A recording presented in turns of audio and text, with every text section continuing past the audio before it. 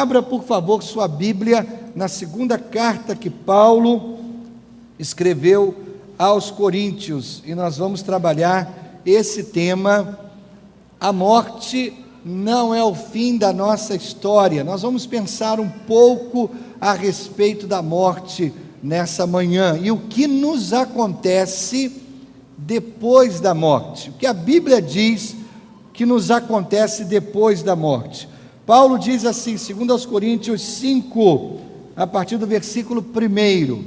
Enquanto você abre a sua Bíblia, quero dar uma palavra especial para aqueles que estão nos acompanhando pela internet.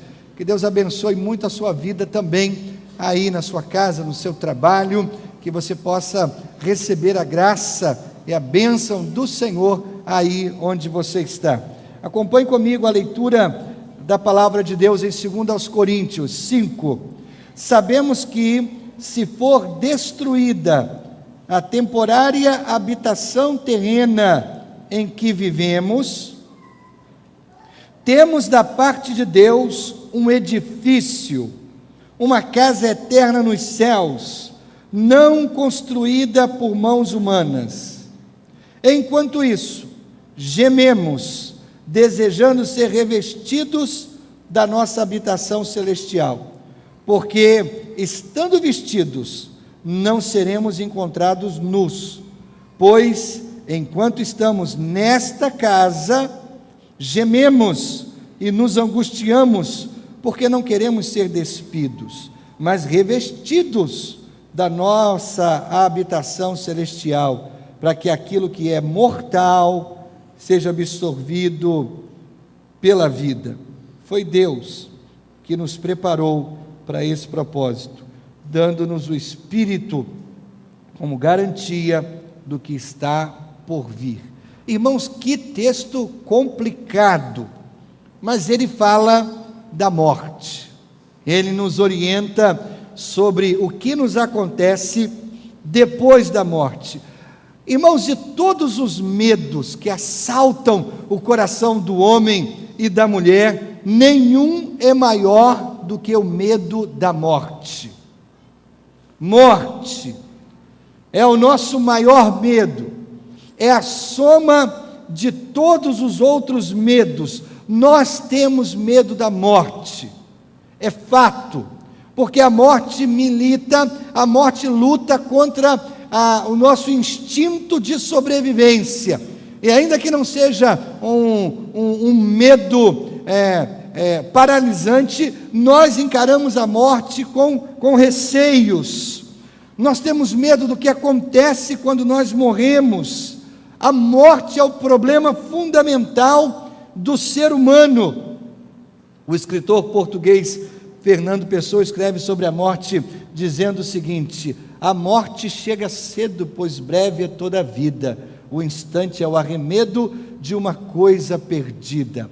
O amor foi começado, o ideal não acabou, e quem tem alcançado não sabe o que alcançou. E ele termina dizendo: e tudo isto a morte risca por não estar certo no caderno da sorte que Deus deixou aberto. Veja, até os poetas falam a respeito da morte.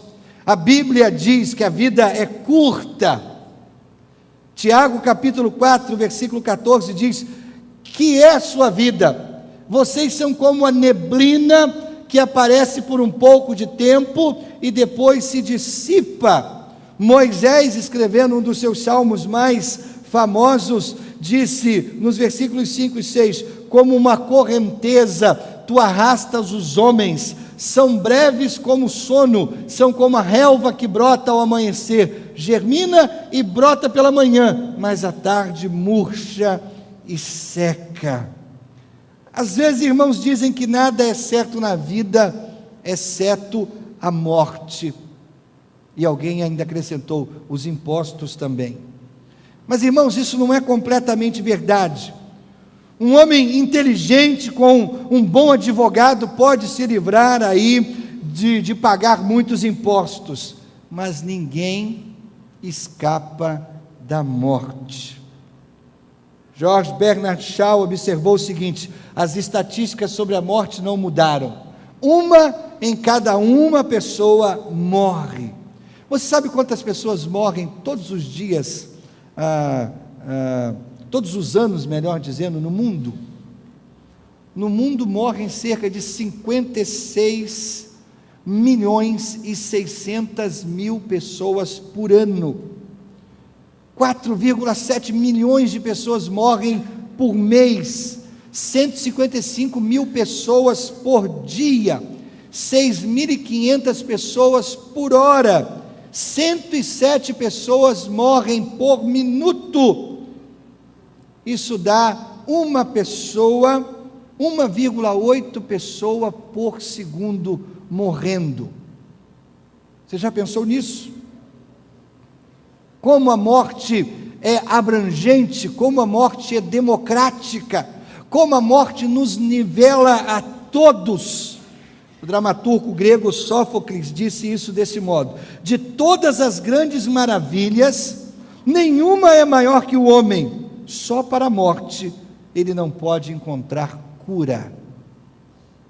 A morte ganha no fim, será? Será que no final a morte é que dá a última palavra? Eu acredito que desse lado do túmulo é tão difícil de responder essa pergunta. Além das nossas observações, nós não sabemos muito sobre a morte, a não ser aquilo que a Bíblia pode nos dizer. Eclesiastes capítulo 3, versículo 2 diz assim: existe tempo de nascer e tempo de morrer. Você visita qualquer cemitério em qualquer cidade e você não pode realmente dizer que há muita diferença entre cristão e não cristão. Ambos estão lá. Talvez você possa intuir algo lendo as datas, mas o morto é enterrado lado a lado, 7 palmos abaixo da terra. Eles estão ali, agrupados, juntos, jovens, idosos, homem, mulher, rico, pobre, famoso, desconhecido, devotos, incrédulos, todos estão ali no cemitério. Ou então a morte apenas parece ser igual, apenas parece ser igual. O que eu quero dizer nessa manhã, irmãos, é que a morte não é o fim para aqueles que têm um relacionamento com Jesus. A morte não é o fim para aqueles que conhecem o Senhor. A Bíblia nos diz o que se segue para aqueles que conhecem Jesus. Esse texto que nós lemos em Coríntios 5, nós descobrimos verdades maravilhosas que nos dão esperança de como nós enfrentamos a morte, de como nós olhamos nos olhos do nosso último inimigo, de como nós encaramos esse medo que a morte traz a todo o coração. Essa passagem como um todo é uma das mais difíceis entre todas as passagens difíceis que Paulo escreveu. Mas uma vez que você entende o que ele escreveu, existe uma simplicidade nas suas palavras que atraem o nosso coração. E ainda que a gente não entenda todos os detalhes, a primeira impressão que o leitor tem é de que existe esperança além da morte. Quando a nossa jornada aqui na terra terminar, nós poderemos terminar dizendo: então, qual é a próxima? De tanta esperança que nós podemos trazer em nosso coração. Paulo nos diz em uma linguagem assim, pitoresca dele, que nós não temos nada para temer, que não importa como nós morremos, ou quando morremos, ou onde morremos, não importa qual seja a nossa condição física no momento da morte, nós temos uma promessa de Deus, que a morte não é o fim da nossa história. Primeira coisa que esse texto me mostra é a certeza do corpo celestial. Versículo 1 diz assim: de fato nós sabemos. Olha, toda vez que você ler essa expressão na Bíblia, nós sabemos, João usava muito essa expressão, nós sabemos, isso é convicção, isso é certeza. Então Paulo está dizendo, nós temos uma certeza, que quando for destruída essa barraca, em que vivemos. Olha, está falando do corpo, é o nosso corpo aqui na terra. Deus nos dará para morarmos nela uma casa no céu. Essa casa não foi feita por mãos humanas, foi Deus quem a fez, e ela durará para sempre. A parte mais importante desse verso são as primeiras palavras. Paulo diz assim: nós sabemos. Irmãos, a morte nos confronta com muitos mistérios, com muitas perguntas, e aí ninguém lê essas palavras e pode dizer com certeza quanto tempo viverá, por exemplo. Ninguém lê essas palavras e pode dizer como vai morrer, onde vai morrer, debaixo de que circunstâncias vai se encontrar com a morte. Agora, na semana que vem, eu completo 47 anos. Será que eu vou viver para completar 48? As chances estão a meu favor. Meu pai já vive há mais de 70 anos. Então eu poderia dizer, bom, numa comparação, mas eu posso dizer com certeza, irmãos, cada respiração nossa é um presente de Deus. Eu tenho respirado continuamente por mais ou por quase 47 anos. Eu não penso muito sobre isso, mas essa é a verdade. Cada respiração é um presente do Todo-Poderoso para nós. Agora, eu não tenho a garantia do dia futuro, muito menos do ano que vem. Eu não tenho essa garantia. O que nos acontece depois que a gente morre, a ciência não tem nada útil para nos dizer, nada. Os grandes pesquisadores não têm nenhum conhecimento a respeito disso. O que acontece no minuto depois que nós morremos? Nós não conseguimos resposta na filosofia, na ciência, na tecnologia, na história. Nós não conseguimos essa resposta. Se você visitar um cemitério, tudo que você sabe com certeza é que ele está lá, cheio de pessoas mortas que um dia estavam vivas. É a única certeza. Você pode tentar como quiser, mas você não pode predizer, estudando um cadáver, o que acontece quando nós morremos. O que acontece? Existe muita especulação, mas para o leitor da Bíblia existe revelação. Paulo diz que existem algumas coisas que nós podemos saber com certeza. Ele diz assim: nós sabemos. Nós temos convicção, nós temos certeza. E o que nós temos certeza? Em primeiro lugar, irmãos, a certeza que nós vivemos numa barraca. Barraca. Eu não sou um homem muito experiente em barracas. Tem gente que vive acampando, sabe montar e desmontar barracas com muita rapidez. Mais próximo que eu cheguei de uma barraca foi uma casinha de Barbie que as minhas meninas ganharam, e eu sofri muito para montar, várias vezes montava e desmontava, e toda vez era um sofrimento. Mas o texto diz que nós vivemos numa barraca. Os nossos corpos são como barracas, eles se desgastam, eles cedem, eles ficam flácidos, eles enrugam, as articulações ficam rangentes, as artérias endurecem, a gravidade puxa as coisas para baixo, o coração diminui a velocidade, os olhos embaçam, os dentes caem, as costas envergam, os braços cansam. Meu Deus, eu preciso da cama, gente.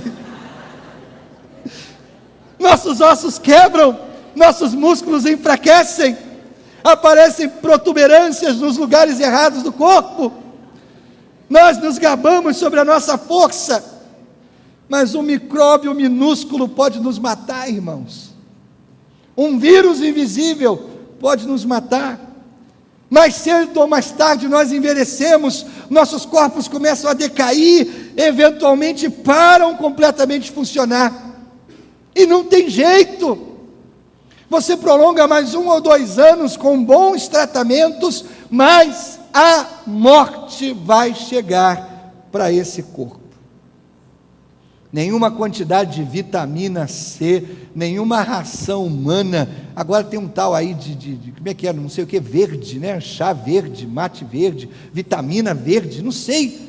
Nada pode mudar esse fato. Como é que é o nome? Suco verde, suco verde.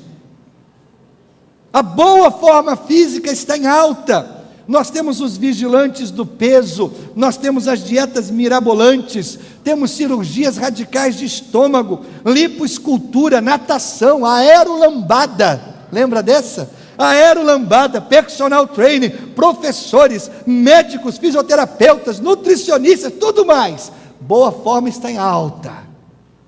Eu quero viver muito. Irmãos, tudo isso é bom. Exercício é bom, boa nutrição é maravilhosa. Isso ajuda todos nós a entrar em forma, a ficar em boa forma física. Mas eu tenho uma má notícia para você, escrevi em letras grandes e botei aqui no telão. Seu corpo não durará para sempre. Não durará para sempre. Você pode comer todo tipo de comida de baixa caloria, mas o seu corpo entrará em falência no fim. Entende? Quem come picanha e quem não come picanha vai morrer de qualquer jeito. Não, eu só como um folhinha verde. Está perdendo, vai morrer de qualquer jeito. Não é? Vai morrer de qualquer jeito. Quero morrer comendo picanha, irmãos. Você sabia que seu corpo se desintegra o tempo todo? O tempo todo. As células do seu corpo são realmente programadas para morrer. Isso acontece. O termo científico disso, eu pesquisei essa semana, apoptose. É a falência das suas células. Todo dia um adulto médio sepulta entre 50 e 70 células, 70 milhões de células do seu corpo. 50, 70 bilhões de células do seu corpo morrem todo dia. Se você um dia acordar e encontrar um cadáver debaixo da sua cama, é o seu corpo se decompondo. Seu corpo. Isso acontece. Antes de você ir para a cama hoje à noite, depois dos gols do Fantástico, entre 50 e 70 bilhões das suas células terão morrido somente hoje. São 350 bilhões de células por semana. Não é nenhuma maravilha você ter que se deitar toda noite para repor as energias, porque você está morrendo, você está se desgastando. Até enquanto você ouve esse sermão, tem célula morrendo em você. Nós vivemos numa barraca. Segunda verdade que esse texto nos ensina: um dia nós trocaremos nossa barraca por um edifício. Amém, irmãos? Amém. Olha, você vai trocar a barraca por um edifício. Pense sobre a diferença entre barraca e edifício. Barraca é temporária, barraca é frágil, facilmente rasga, precisa ser substituída. Um edifício é forte, é construído sobre uma fundação, não pode ser removido do lugar, porque é sólido. Algum dia nós vamos deixar a nossa barraca e nós vamos substituí-la por um edifício feito pelo próprio Deus. Então isso me diz algumas coisas importantes sobre a morte. Primeiro, a morte não é o fim. Segundo, morte não é reencarnação. Edifício é coisa sólida, que fica no mesmo lugar. Então você troca a sua barraca terrena, a barraca é móvel, você troca por um edifício, num lugar fixo. Segundo, a morte não é evaporação, você desaparece, sumiu. Mas a morte não é aniquilação. Sabe o que é a morte? A morte é troca. É troca. Eu troco uma barraca velha, desgastada, que é o meu corpo, por um edifício. Um dia nós trocaremos nossos corpos quebrados por um corpo novo. Paulo diz isso nesse texto, sobre esse novo corpo. Ele é de Deus, ele não é feito por mãos humanas, ele é eterno, ele é divino, não terrestre. É isso que Paulo quer dizer quando disse: nós sabemos, nós temos essa convicção. Muitas coisas nós não sabemos sobre o futuro, mas isso é certo. Nós não teremos que viver em barracas para sempre. Isso é bom. Talvez você possa ter pensado nas minhas palavras iniciais desse sermão, achando que tudo isso é muito mórbido. Células que morrem todo dia, certeza da morte, corpo que se desgasta, que coisa mórbida. Mas se você pensar na morte como sendo uma troca, você vai trocar sua barraca, ela vai ser substituída por um edifício feito pelo próprio Deus. Isso é bom, irmãos, isso é bom. A segunda coisa que eu destaco nesse texto de Paulo é a natureza do corpo celestial. Segundo aos Coríntios 2:4, diz assim: por isso gememos enquanto vivemos nesta casa de agora, pois gostaríamos de nos mudarmos já para nossa nova casa no céu. Aquela casa será o nosso corpo celestial, e quando nos vestirmos com ele, não ficaremos sem corpo. Gememos aflitos enquanto vivemos nessa barraca que é o nosso corpo. Isso não é porque queiramos ficar livres do nosso corpo terreno. O que desejamos é receber o corpo celestial, para que a vida faça com que o que é mortal desapareça. Então Paulo aqui está falando dessa questão dúbia que existe dentro de nós. A gente não quer morrer, mas ao mesmo tempo a gente sabe que o nosso corpo se desgasta. Aí, se a gente tem a certeza de que Deus tem algo melhor para nós ansiamos por isso, por esse algo melhor que Deus tem para nós. Aí a pergunta é: como é esse algo melhor? Como é esse corpo que Deus vai nos dar? Esse novo corpo, quando esse aqui for sepultado, como será o nosso novo corpo lá no céu, lá na presença de Deus? Em primeiro lugar, é como colocar um sobretudo, sabe aqueles casacões que você coloca sobre toda a roupa? Quando Paulo nos diz que nós desejamos ser revestidos, ele usa essa palavra, né? Revestidos, ele usa um verbo grego em comum que significa ser vestido, ser envolto. Tem a ideia de colocar um sobretudo, é literalmente um casaco por cima do seu corpo, é algo que vem por cima de você. Paulo espera ansiosamente o dia quando Cristo retornar, e ele pensa consigo mesmo: eu mal posso esperar pela chegada daquele dia, em que Deus vai colocar sobre mim o meu novo corpo, em que eu vou me vestir com esse novo corpo. Sabe qual é a nossa tendência, irmãos? Porque nós vemos isso todo dia. Nossa tendência é achar que nós somos um corpo que tem um espírito. A gente olha no espelho e a gente pensa assim: esse sou eu, e esse eu, que é o meu corpo, tem um espírito. Mas é o contrário, irmãos. Não é um corpo que tem um espírito, nós somos um espírito que tem um corpo. Você entende a diferença? Não é a camisa que me tem. Eu sou um homem que tenho uma camisa, faz uma diferença tremenda. Talvez você pense: bom, um corpo que tem um espírito que tem um corpo, não faz diferença nenhuma. Claro que faz. Nós somos um espírito que temos um corpo. Nós não somos um corpo que tem um espírito. Então, quando Paulo diz: eu anseio aquele dia em que eu serei revestido desse corpo novo, Paulo está dizendo: eu, espírito, vou me vestir com esse novo corpo, porque o meu velho corpo vai se desgastar. Como é esse novo corpo, irmãos? Ele é a resposta para o nosso gemido.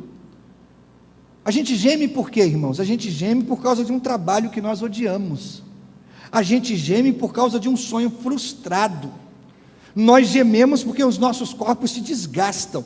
Nós gememos porque casamentos fracassam, nós gememos porque nossos filhos se perdem, nós gememos porque nossos amigos nos decepcionam, nós gememos porque nós vivemos num mundo caído, confuso, perdido, falido, e nós mesmos estamos caídos. Então a gente procura por um dia melhor, um lugar melhor, nós sonhamos com um mundo melhor, onde não vai mais existir câncer, abuso, ódio, violência, crime, tristeza, noite, dor, morte. A gente anseia por isso. Paulo está dizendo que esse novo corpo é a resposta para o nosso gemido. Mais ainda, a gente aprende que esse novo corpo remove os nossos medos mais profundos. Irmãos, entre todos os medos associados à morte, um dos maiores deve ser que nós morremos e nós somos esquecidos. É isso que acontece. Tão triste quanto a morte deve ser morrer em algum lugar distante, sem ninguém perto de você. Imagine, sozinho, abandonado. Irmãos, como nós somos abençoados se nós pudermos morrer com as pessoas que nós amamos ao nosso redor. Eu nunca vi ninguém morrer ou morrendo dizer assim: por favor, estacione meus carros aqui na porta, por favor, coloque aqui na minha cama meus diplomas, por favor, traga uma maleta cheia de dinheiro que eu guardei no banco, quero todas as minhas joias. Mas eu já vi pessoas convocarem seus parentes, seus familiares, filho que estava distante, chama, quero falar com ele. Nem sempre isso é possível. Às vezes a morte vem de surpresa, bate à nossa porta. Nós podemos morrer em algum lugar solitário, apesar dos nossos melhores planos. Qual é a condição atual dos crentes que morrem antes do retorno de Jesus? Qual é? A coisa mais clara que nós podemos dizer é que eles estão com Cristo, estão com o Senhor no céu. Paulo nos diz isso nos versículos 6 e 8, que nós não leremos. Nós não temos que nos preocupar sobre as pessoas que nós amamos, que morrem em Cristo. Meu pai, minha mãe, se eles morreram em Cristo, eles estão com o Senhor, passaram para a presença do próprio Jesus. Penso eu, é tudo que nós podemos saber com certeza, mas é suficiente saber que os nossos amados estão com o Senhor. Por enquanto é suficiente, é mais que suficiente saber que eles estão com o Senhor, estarão com o Senhor para sempre, não estão sozinhos. Quando nós morremos, nós não morremos apenas porque nós estamos para sempre com Jesus. Nós temos uma esperança, a morte não pode tirar isso de nós. A morte tira tanta coisa, tira a nossa família, tira o casamento, tira os filhos, tira o companheiro, a companheira. A morte nos tira tanta coisa, mas a morte não pode tirar a esperança que nós temos em Jesus. Agora uma pergunta permanece: Paulo, como você tem essa certeza, Paulo? Paulo, eu quero ter essa mesma certeza. Paulo, você disse que eu posso ter essa certeza. Como eu posso ter essa certeza de que Deus vai me dar esse novo corpo, de que eu estarei com Ele no céu para sempre? E é a minha última consideração sobre esse texto, que é a garantia do corpo celestial. Paulo diz lá no versículo 5, foi Deus que nos preparou para esse propósito, dando-nos o Espírito como garantia do que está por vir. Deus nos preparou para um propósito maior. Então a primeira consideração, nós somos feitos para algo melhor, irmãos, algo melhor. Nós não fomos criados para a morte. Quando Deus criou o primeiro homem, Deus pretendia que ele vivesse para sempre. Às vezes nós olhamos para o mundo ao nosso redor e nós nos encantamos. Oh, isso é tudo que existe. Oh, Paulo responde com um forte não. Nós fomos feitos para algo melhor, para algo maior do que a tristeza que a gente vê nesse mundo. nós teremos um corpo novo, não esse mesmo corpo, nós teremos um corpo novo, não apenas renovado ou reconstruído, nós teremos um corpo novo, será a nossa nova identidade no céu. Eu serei Arlênio no céu, mas com um novo corpo. Nós somos feitos para uma nova vida, um novo corpo, uma nova existência com Deus. E é isso que o Evangelho restaura em nós.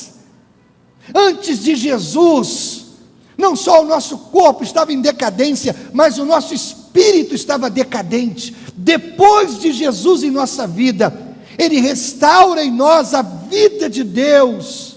Irmãos, o próprio Deus nos fez isso com esse propósito. O nosso futuro não se limita aos nossos próprios desejos aqui nessa terra, mas aos propósitos eternos de Deus, que nos chamou para sermos seus filhos. Nós somos salvos por um amor eterno, e nem mesmo a morte pode nos separar do amor de Deus. Há propósito de Deus para a nossa vida, irmãos. Como nós sabemos disso? Nós sabemos que nós somos feitos para algo muito melhor. Segundo, Deus garantiu a nossa ressurreição futura. Então aqui está um pensamento de esperança para qualquer um que enterrou uma pessoa amada que morreu no Senhor. Palavra de esperança. Como nós sabemos que nós veremos essa pessoa novamente? A resposta é: isso tudo depende de para onde nós estamos olhando.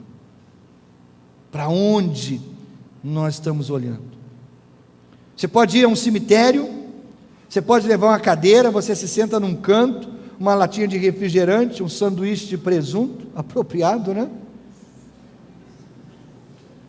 Aí você vai e você espera o quanto você quiser, e você vai ver muita morte. É isso que a gente vê nos cemitérios. Cemitério é isso. Muitas pessoas sendo enterradas, ninguém sendo ressuscitado dos mortos. De fato, a última ressurreição aconteceu há 2000 anos atrás.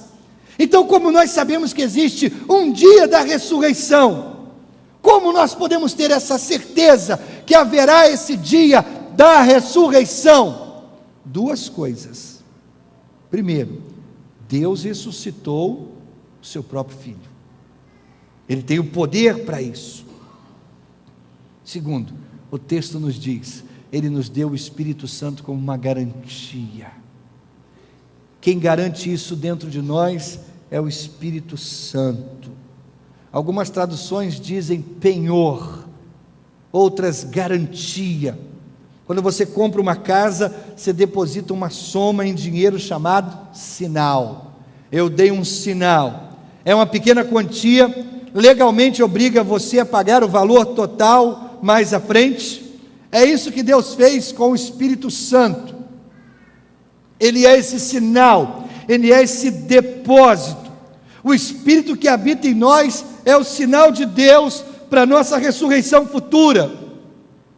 Deus assinou na linha pontilhada e disse: eu ressuscitarei dos mortos todo aquele que confiou no meu Filho Jesus. Então Ele depositou o sinal, que é o Espírito Santo em nosso coração.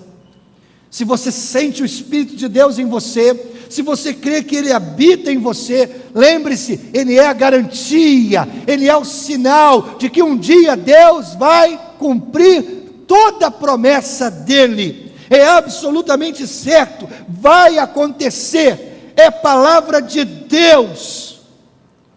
Agora, para que esta verdade serve para nós hoje? De maneira prática, para que isso serve? Irmãos, eu penso que isso principalmente muda o modo como a gente olha a morte. Nós temos uma visão errada da morte. Nós pensamos que nós estamos indo da terra da vida para a terra dos mortos. É o que a gente pensa. Mas isso não é verdade. Nós estamos indo da terra da agonia para a terra da vida. Você entende isso? Para o cristão a morte é isso.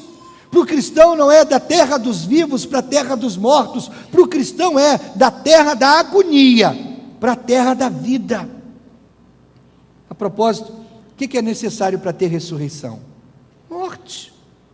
Você morre primeiro. Se não há morte, não há ressurreição. Então, a menos que o Senhor venha logo, esse será o modo como a maior parte de nós vai concluir a sua jornada nessa terra, ou seja, nós vamos morrer.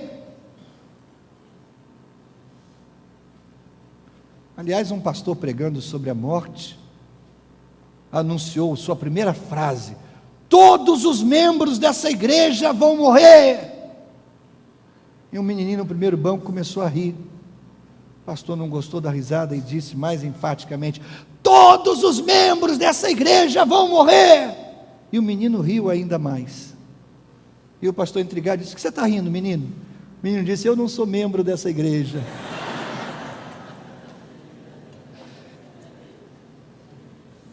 Todos nós vamos morrer, irmãos, não só os membros dessa igreja, todos nós, em algum lugar, de alguma maneira, em algum dia nós vamos morrer, e quem estiver ao nosso redor naquele momento, nos levará para a funerária, onde um profissional vai nos preparar para o nosso enterro, e nós seremos bem vestidos e limpos, e tentarão compor um ar natural, um sorriso no nosso rosto, mas ainda assim nós estaremos mortos.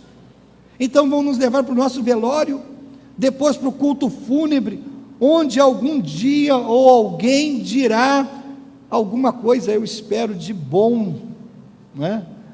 Dizem que todo mundo que morre fica bom, né? Todo mundo que morre fica bom. Tinha aquela irmã, todo mundo que morria era bom para ela, todo mundo, né? E um dia, se Satanás morrer, bichinho trabalhador.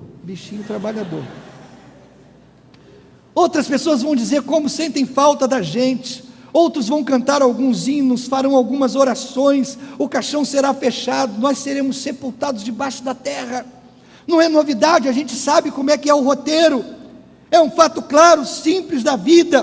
Todos nós passaremos pelo mesmo processo, com pequenos detalhes aqui e ali, mas o processo é basicamente o mesmo.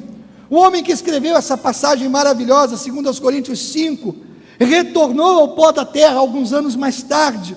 Todo cristão que já viveu morreu um dia. Até agora esse é o relatório do cemitério, faz parte. Mas, irmãos, louvado seja Deus, porque a morte não tem a última palavra. Se você tiver uma pessoa querida, ela morreu em Cristo, você deveria ir até o sepulcro dela e dizer talvez as últimas palavras. Talvez dizer para o seu avô que amava o Senhor e agora está enterrado no sepulcro, apenas vá lá e diga com confiança: vovô, eu sinto a sua falta, mas eu estou feliz por saber que você está com o Senhor num lugar muito melhor. Mas vovô, eu quero que você saiba que Deus ainda não acabou com você, Ele ainda tem alguma coisa para fazer. Você entende? Talvez você possa ler essa passagem em voz alta, essa passagem de Paulo, e apenas lembrar a si mesmo o que os cristãos realmente acreditam: a morte não é o fim. Alguns anos atrás eu perdi um grande amigo, Afonso. Muitos ainda sentem a dor da partida repentina do Afonso. Como pastor dele, eu tive o privilégio de falar no culto de ação de graças pela vida dele. Ele partiu num sábado, e eu me lembrei que naquela mesma semana, naquela exata semana que ele partiu, naquele sábado, exatamente na terça-feira, eu e ele havíamos estado num outro funeral. Ele estava bem, saudável, e naquele funeral ele foi chamado para conduzir a congregação em um hino, e ele cantou Terra Feliz. Ele cantou: eu avisto uma terra feliz, onde irei para sempre morar, há mansões nesse lindo país, que Jesus foi para nós preparar. Vou morar, nessa terra celeste por vir, vou morar, nessa terra celeste por vir. Afonso cantou isso na terça-feira, e no sábado, essa esperança de terça se tornou realidade. Irmãos, nós não estamos procurando por alguma visão nebulosa do céu, onde a gente vai flutuar nas nuvens o dia inteiro. A gente está olhando e esperando uma terra feliz. Vai acontecer, você pode apostar sua vida nisso, Deus prometeu. Essa semana, pesquisando sobre esse assunto, eu achei uma frase maravilhosa. Edificou meu coração, quero dividir com você. Ela diz: haverá vitória na última batalha.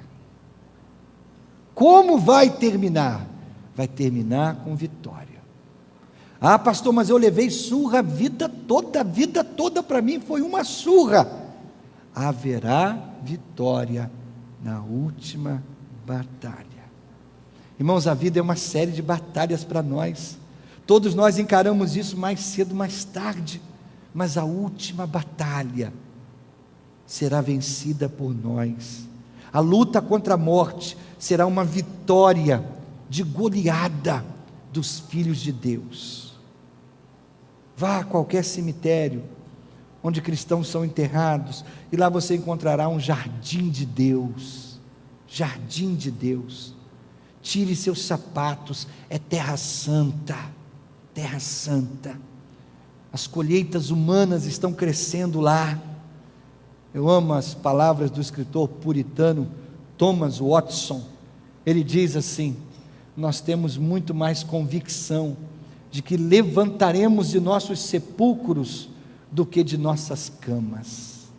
Oh, quão preciosos são o pó de um crente. Muito mais convicção de que eu serei ressuscitado para a presença de Deus, do que eu vou levantar amanhã da minha cama. A morte não terá a última palavra, porque Jesus derrotou a morte, e porque Ele ressuscitou, nós também ressuscitaremos.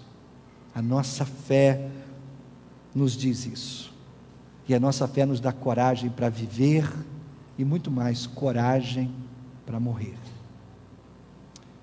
Nós vamos celebrar a ceia nesse momento, lembrando que por causa da morte de Jesus, eu e você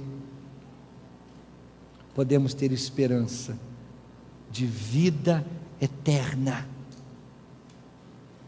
Mas antes de celebrar a ceia, cabeça curvada, os olhos fechados, eu quero fazer uma pergunta. Se hoje o seu corpo entrasse em falência total e você morresse, você tem certeza que irá para o céu de Deus? Você tem essa convicção de que vai para o céu de Deus? Se você não tem essa convicção, eu nem planejei esse apelo, mas se você não tem essa convicção, Deus está lhe dando a chance nessa manhã de abrir o seu coração para Jesus e permitir que Ele se torne Salvador da sua alma. Porque quem não acorda depois da morte no céu, acorda no inferno. Não há meio termo, não há meio termo. Você tem convicção do céu, louve a Deus. Mas se você não tem essa convicção, meu querido, nessa manhã, Deus planejou essa mensagem, Deus planejou tudo para que você estivesse aqui e abrisse o seu coração para Jesus, entregasse o controle da sua vida a Ele e começasse a sentir esperança de vida eterna no céu de Deus. Pastor, eu quero isso. Pastor, como eu faço? Cabeça curvada, os olhos fechados, é simples. Aqui ou aí pela internet. Você pode fazer uma oração comigo. Eu vou orar pausadamente. Eu quero que você repita essa oração comigo, palavra por palavra. Faça isso no seu coração. As pessoas ao seu redor não precisam ouvir isso, porque isso é entre você e Deus. Ore com fé. Entrega o controle da tua vida a Jesus. Vamos orar? Senhor Jesus, acabo de compreender o quanto preciso de Ti. Por isso, nessa hora, entrego a Ti o controle da minha vida. Salva minha alma, Jesus. Perdoe meus pecados. Eu quero viver para Ti. Quero fazer Tua vontade todos os dias que eu viver. Mas quando eu morrer, Jesus, abre a porta do céu. Deixa-me entrar e viver eternamente na Tua presença. Cabeça curvada, os olhos fechados. Você fez comigo essa oração, seja você quem for, membro desta igreja, membro de outra igreja, nosso amigo convidado. Se você fez comigo essa oração, eu quero muito orar por você agora. Então aí onde você estiver, se você orou comigo, por favor, levante a sua mão e permaneça com a mesma levantada. Eu quero orar por você, rapidamente faça isso. Deus abençoe você. Deus abençoe você. Você. Bem alto, levante a mão, permaneça com ela levantada. Lá atrás você. Na galeria, alguém, Deus abençoe você. Você também lá na galeria. Permaneça com a mão levantada, por favor. Eu quero orar por você. Quero orar por você. Senhor, eu quero colocar todas essas vidas em Tuas mãos. Que gente preciosa, Deus, gente que o Senhor ama, gente que o Senhor conhece. Meu Pai, em nome de Jesus, segura nessas mãos, segura, Deus.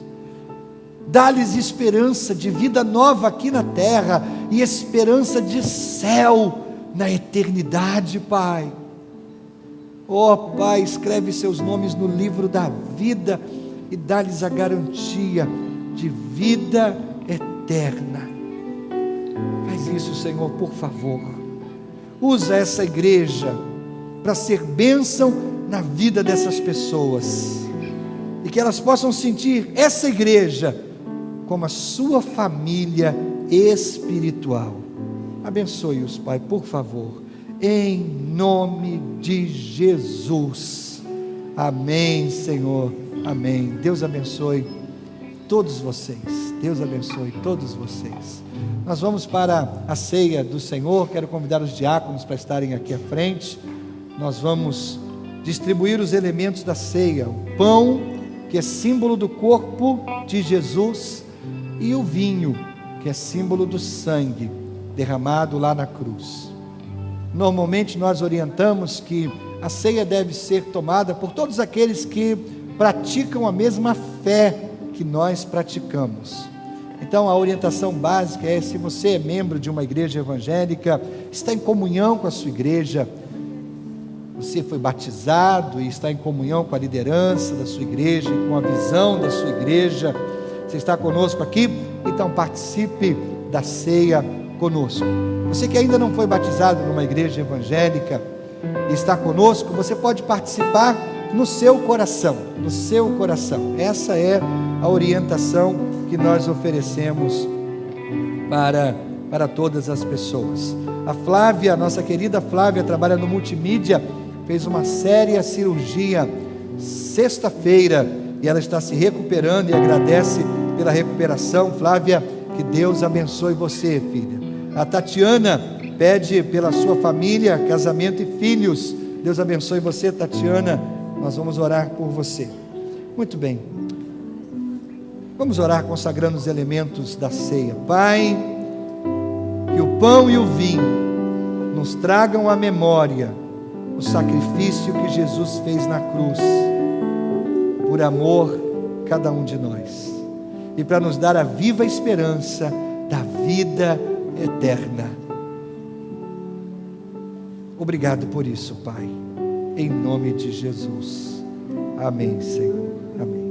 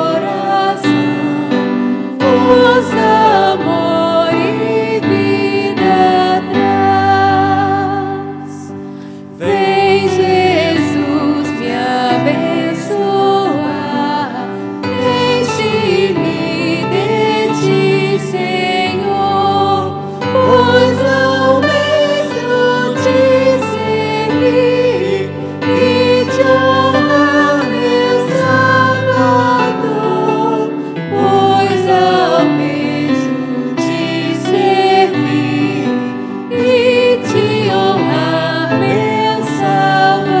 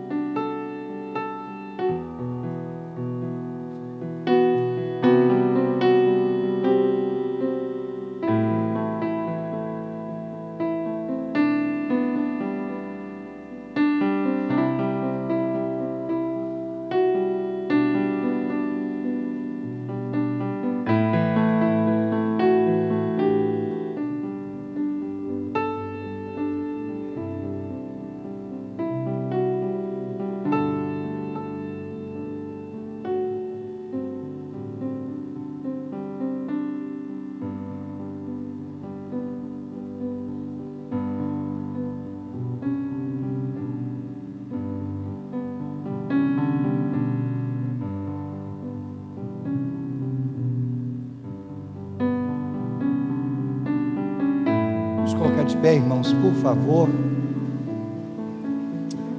O que participamos aqui nesse momento traz apenas um valor simbólico. Nós não entendemos a ceia como sendo um momento em que Deus confere graça para quem participa e não confere graça para quem não participa. Não. A ceia é um privilégio daqueles que estão em comunhão com suas igrejas, daqueles que conhecem Jesus. E a ceia nos traz a reflexão do corpo de Jesus que foi pregado naquela cruz para perdão dos nossos pecados, para a salvação da nossa alma, e o sangue dele que foi derramado até a última gota, para que nós pudéssemos ter nova vida. Por isso, nesse momento, ao comermos do pão, nós vamos trazer à nossa memória o que Jesus foi capaz de fazer por amor a cada um de nós. Comamos.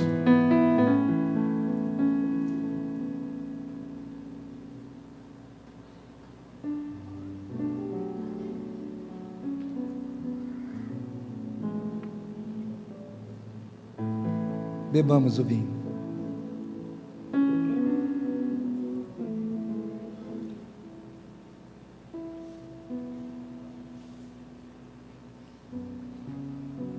Te agradecemos, Deus, pelo sacrifício de Jesus lá na cruz, e pelo profundo compromisso que o Senhor tem com cada homem, cada mulher que anda com Jesus. Obrigado, meu Pai, obrigado.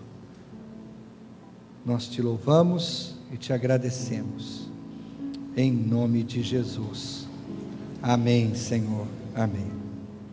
Irmãos, a nossa igreja não para, o trabalho sempre seguindo em frente. Ainda de pé, nós vamos orar encerrando. A Kênia, ministra de Adoração e Artes, convoca todas as pessoas envolvidas no ministério. É uma reunião importante hoje às 18h30 no Multifuncional. Kênia tem uma importante palavra para compartilhar, uma notícia para compartilhar com todos do ministério. Se você está envolvido com a Kênia em algum serviço no ministério, essa reunião é para você, às 18h30, lá no Salão Multifuncional. Que Deus lhe dê um domingo abençoado em família, em paz e tranquilidade. Leva-nos, Senhor, para os nossos lares, debaixo da Tua graça e da Tua misericórdia, em nome de Jesus. Amém, Senhor, amém. Bom domingo, Deus abençoe você, até logo mais.